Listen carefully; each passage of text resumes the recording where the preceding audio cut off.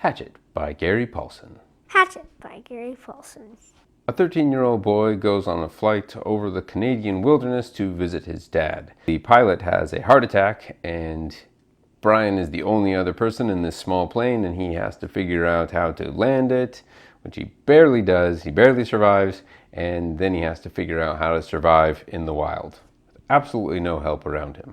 A boy went to his father to see him, but the pilot has a heart attack and he has to survive in the wilderness. This is a classic story of survival that I read when I was a kid. I loved it. I just thought it was great, so naturally I had to share it with my son. We picked this book because my dad said it was a great book when he read it at my age. It took us about 2.5 weeks.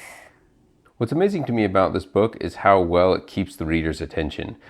You only have one character pretty much in this story, and he's just alone in the wilderness. So it's not like you have interesting character dynamics. Everything is just boy versus nature. And what's brilliant about this book is how well he's able to sustain that from the beginning to the end.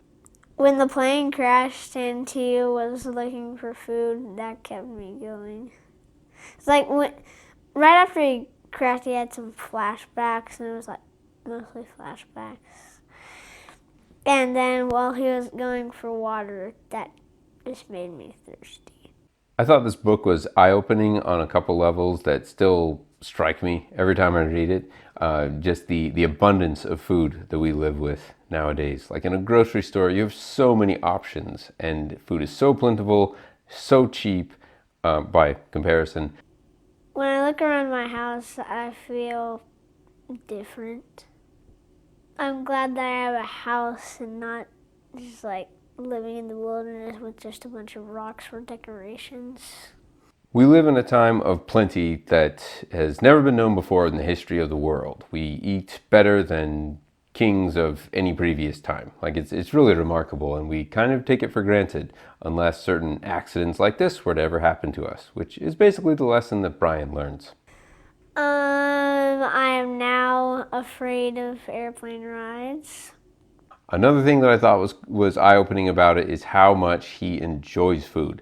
When he catches that first bird and he puts it in his mouth, he talks about how delicious that was. Of all the roasted turkeys, all the cheeseburgers, all the hamburgers, all the milkshakes, everything, nothing was as good as that burnt piece of meat that he ate, that he cooked over the fire himself. It makes me crave turkey and chicken thighs. Oh, it also made me crave raspberries. When he found a bunch of raspberries, I suddenly wanted to go outside and pick some raspberries from the raspberry patch. I like the scene where he drops the hatchet in the lake and has to try to swim down and grab it because it's kind of towards the end of the book, and you realize that the hatchet is the main thing that's keeping him alive, and how he just is barely able to grab it and bring it up to the surface. He was so close to just losing it all. Generally, I liked the way that the book emphasizes that too. He's living in a land where if he makes a mistake, he could die. It's all over.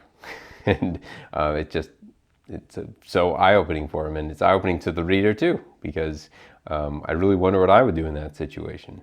I like the scene where he's trying to make the fire and he's trying to catch fish.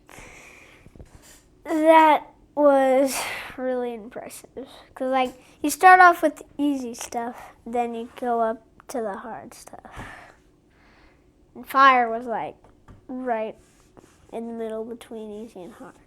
I also like the scene with the aftermath of the tornado and the moose, because he is just clobbered, then the tornado comes and it destroys everything, and he just has this confidence, and it brilliantly shows the way the character has changed over the course of the novel, because in the beginning he just is a regular 13-year-old, has everything he needs, maybe some scouting background, but after he loses everything, he realizes, well, I can just do it all over again. I've done it before.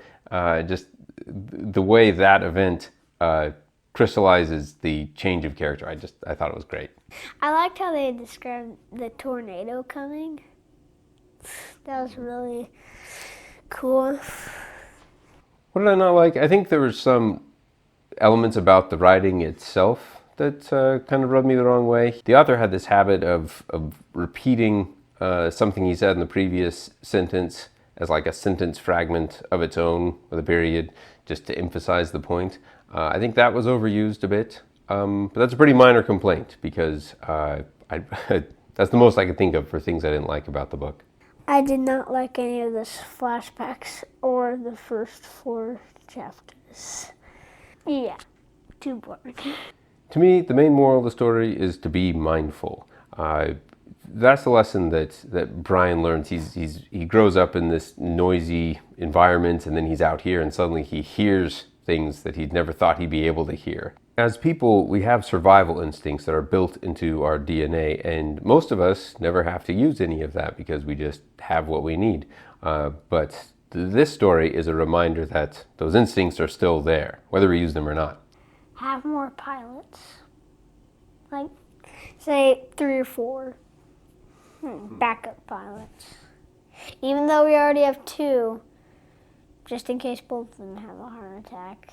The book also places a heavy emphasis on Brian just being still and listening and appreciating all of the details of nature around him as a survival technique, but also as like appreciating the beauty of everything around him.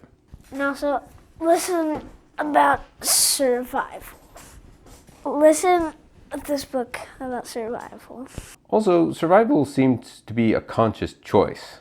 Like, he talks at one point about how his English teacher said you have to be on top of things and stay positive, or whatever that slogan was, and Brian just adapted it. He's like, okay, I'm going to figure this out, even though it seems impossible, and even though I might not survive, I'm going to try stuff.